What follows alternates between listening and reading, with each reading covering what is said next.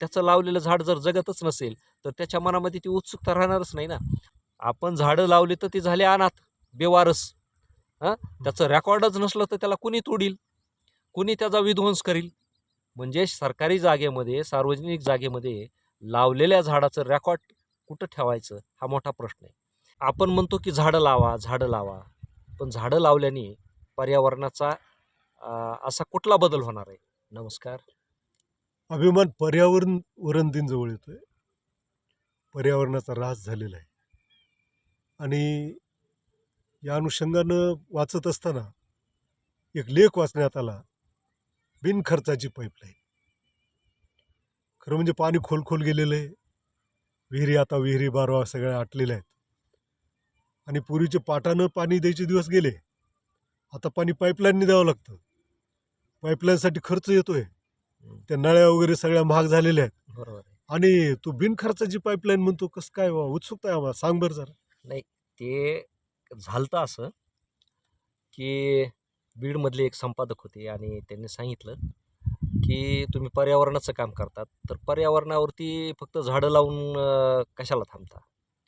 म्हणजे झाडं तर लावाच, पण त्याबरोबर लोकांचं प्रबोधन करणं देखील गरजेचं आहे. कारण लोकांना पर्यावरण काय हे कळालं पाहिजे. अजूनही लोकांना किंवा विद्यार्थ्यांना पर्यावरण विषय म्हणजे असा आडगळीचा, किचकट विषय वाटतो आणि मग तो साध्या सोप्या शब्दामध्ये त्यांच्या मनामध्ये रुजला पाहिजे. यासाठी तुम्ही लेखन करा, असं त्यांनी मला सांगितलं होतं. बरं.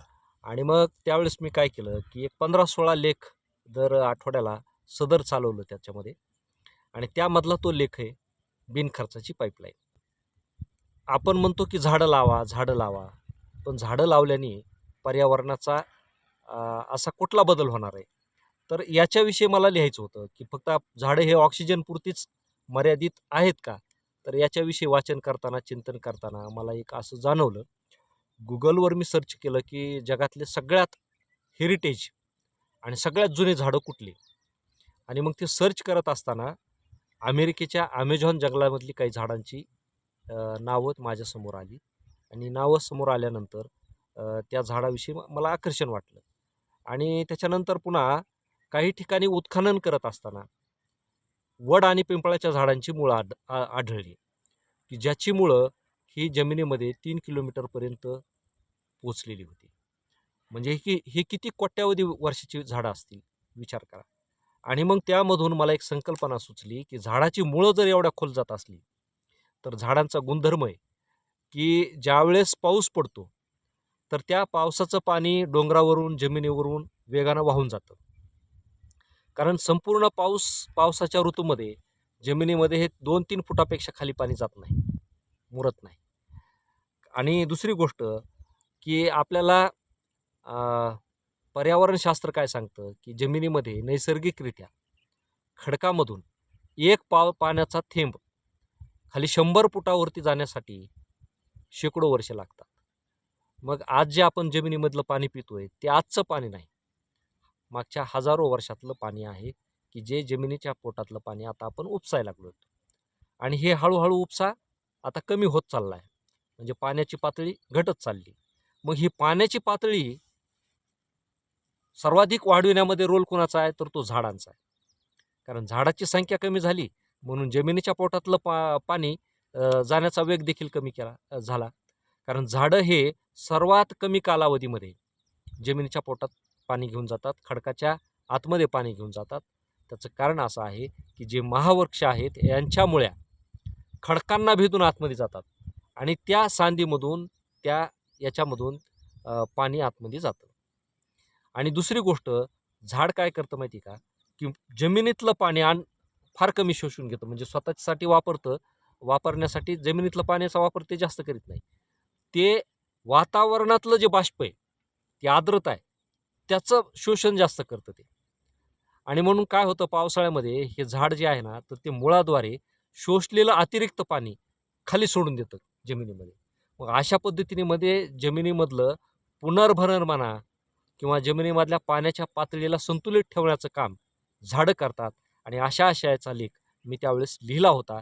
कालांतरानं तो लेख व्हॉट्सॲप युनिव्हर्सिटीमध्ये प्रसिद्ध झाला आणि तो इतका प्रसिद्ध झाला की आज 4 वर्ष झालं की जेवढे वृक्षावर प्रेम करणारी माणसं असतील, पर्यावरण समजून घेणारी माणसं असतील, तर त्या प्रत्येकाच्या मोबाईलमध्ये दरवर्षी पर्यावरण दिन आला की तो लेख सुरुवातीचे 8-10 दिवस फिरत राहतो.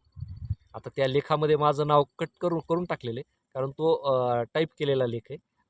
त्याच्यामुळं असं नका, नावाचं महत्त्व नाही, परंतु आपण झाडं लावित असताना ठराविक एखाद्या ठिकाणी एखाद्या गावात लावतो. परंतु असंख्य माणसं झाडं लावण्यासाठी प्रेरित होण्यासाठी ते शब्द कामी आले, यातच मला धन्यता वाटते. अरे वा, फारच छानच आहे ना. हं. म्हणजे ही जी झाडं आहेत हं. ती पाईपलाईनचंच काम करतात. हो.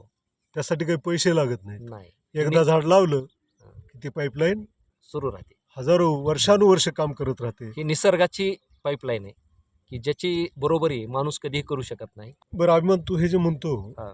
बिनखर्चाची पाईपलाईन, हं. त्यासाठी झाडं लावली पाहिजेत. बरोबर. सरकारला याची जाणीव आहे बरं का. म्हणून शाळेमधल्या विद्यार्थ्यांना त्याची जाणीव व्हावी हं. म्हणून यावर्षी एक पेड मा के नाम ही योजना त्यांनी राबवली.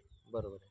पण आपण असं बघतोय की ट्रकाच्या ट्रका हं. झाडं तोडलेल्या आपल्याला त्याचे कत्तलखाने जे आहेत किंवा त्याला सॉमिल जे आहे तिकडे जाताना दिसतात. बरोबर आहे. म्हणजे झाडं कोणी लावित नाहीत. हं. यावर्षी त्याचा परिणाम आपण बघतोय, प्रचंड उन्हाळा हं. आपण बघितला. तर काय झाडं लावण्यासाठी कसं काय प्रेरित करावं लोक? आता हा सर्वात मोठा लोकांसमोरचा प्रश्न आहे. आता आपल्यासारख्या शहरातल्या माणसाला वाटतं की झाडं लावली पाहिजेत, झाडं जगवली पाहिजेत, कारण उन्हाचे चटके आणि गरमी जसा शहरातला माणूस सहन करतो तसा ग्रामीण भागातलाही करतो. परंतु ग्रामीण भागातल्या माणसाला काय असतं, मोकळं वातावरण असतं. ऊन लागायला लागलं की तो काय करतो, कुठल्या तरी झाडाखाली जाऊन बसतो. शहरातल्या माणसाला तसं करता येत नाही. तो सिमेंटच्या जंगलामध्ये सिमेंटच्या छताखालीच जाणार आणि तिथं ती गरमी जास्त पटीमध्ये त्याला सहन करावी लागते.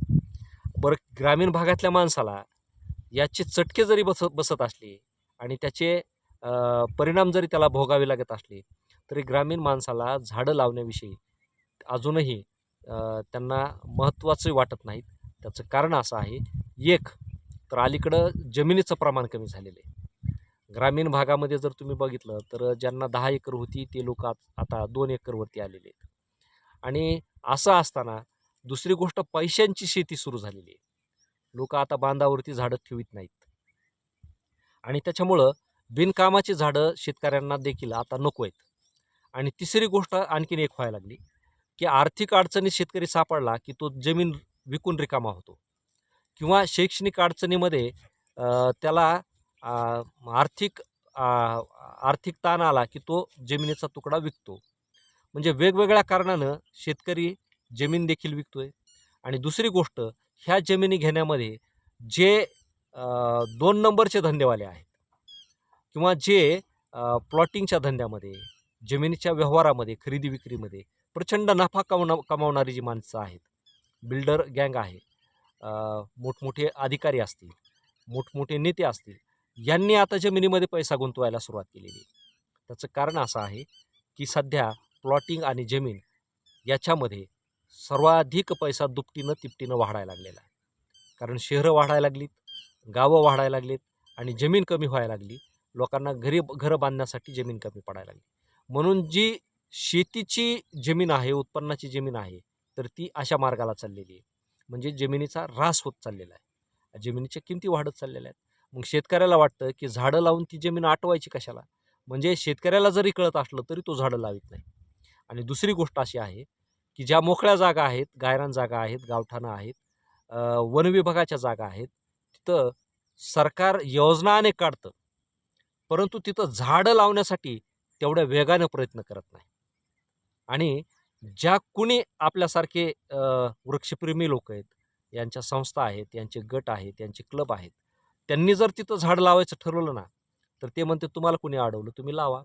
आता बऱ्याचदा काय होतं की अनेक लोक आपापल्या ओळखीनं CSR फंड आणायचा प्रयत्न करतात किंवा फंड निर्माण करतात.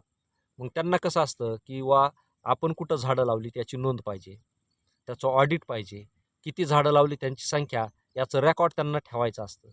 कारण मोहगम लावून उपयोग नाही ना, कारण तुम्ही हजारो लाखो रुपये लोकवर्गणीतून खर्च करायला लागले, हिशोब कुणीतरी मागणार असतोच.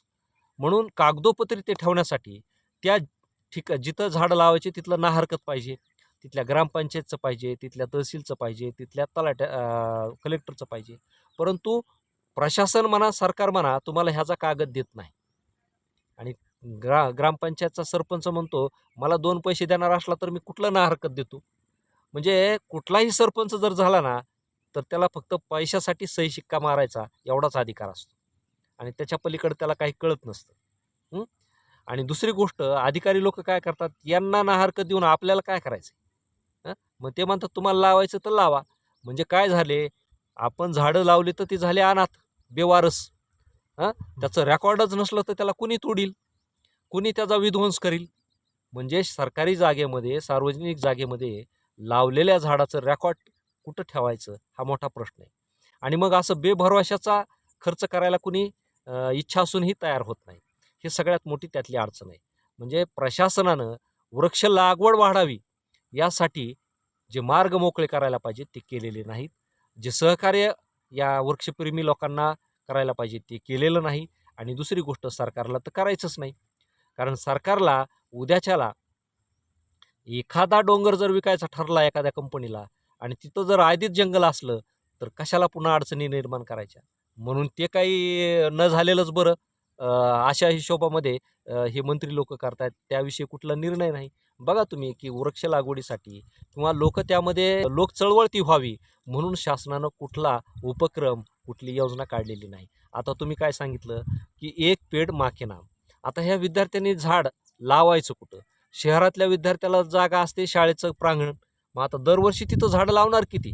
50-100 झाडं लावू शकतो. आता शाळेमध्ये तर हजारो विद्यार्थी असतात. आणि ग्रामीण भागातल्या शाळेतल्या विद्यार्थ्यांनी झाड लावायचं ठरवलं तर ग्रामीण भागातल्या शाळेला 1 गुंठा 2 गुंठे प्रांगण असतं. त्या ग्रामीण भागात म्हणजे सगळं गाव रिकामं आहे, पण खेळायला ग्राउंड नाही ग्रामीण भागातल्या शाळांना. आणि गावठाणावर लावायचं म्हटलं तर तिथं शेळ्या असतात, मेंढ्या असतात, जनावरं असतात. मग त्याला ट्री गार्ड लागतं. मग त्या बिचाऱ्या मुलानं तिथं जर रोपटं लावलं आणि दुसऱ्या दिवशी जळून गेलं, दुसऱ्या दिवशी शेळीनं खाऊन गेलं तर त्याला पुन्हा इच्छा होणार नाही. कारण त्याची जी स्वप्नांची भरारी आहे ती तिथंच खुडली जाणार आहे. मग तो प्रेरित कसा होईल? मुलं समजा पर्यावरणासाठी उद्युक्त कसे होतील, त्यांना निसर्गाविषयी प्रेम कसं निर्माण होईल? कारण त्याचं लावलेलं झाड जर जगतच नसेल तर त्याच्या मनामध्ये ती उत्सुकता राहणारच नाही ना. असं होतंय. आणि राहिला प्रश्न काय की त्या मुलांना झाडं लावण्यासाठी जागा उपलब्ध करून देणं हे सरपंचाचं काम आहे. परंतु असं होत नाही. कारण बऱ्याचदा काय होतं, सरपंच, ग्रामसेवकसुद्धा गावामध्ये झाडं लावायचे जर ठरले ना तर त्यांनाच असंख्य अडचणी आहेत. मग ह्या शाळेतल्या एक पेड मा के नाम ही योजना इथंच फेल गेली ना. म्हणजे ह्या फक्त अतिशय गोंडस शब्दातल्या ह्या योजना जरी असल्या तर प्रत्यक्षामध्ये त्या सत्य आणि तथ्यातल्या नाहीत. म्हणून सरकारनं किंवा शासनानं ग्राउंडवरती येऊन काय अडचणी आहेत, काय प्रश्न आहेत आणि तिथलं पर्यावरण आपल्याला कसं जोपासता येईल यासाठी प्रयत्न करणं गरजेचं आहे. दुसरी गोष्ट आणखीन एक आहे, कारण डोंगर संपुष्टात यायला लागलेत, झाडं तोडली जायला लागलेत, परंतु आपल्याकडची जी दुर्मिळ झाडं आहेत ना ती सुद्धा आता नाहीशी व्हायला लागलीत. म्हणजे पुढच्या काही दशकामध्ये तर त्या झाडाची नावंसुद्धा आपल्या विस्मृतीत जाणार आहेत, इतिहास जमा होणार आहेत, अशी देखील परिस्थिती आहे. अतिशय महत्त्वपूर्ण अशी माहिती दिली त्याबद्दल धन्यवाद.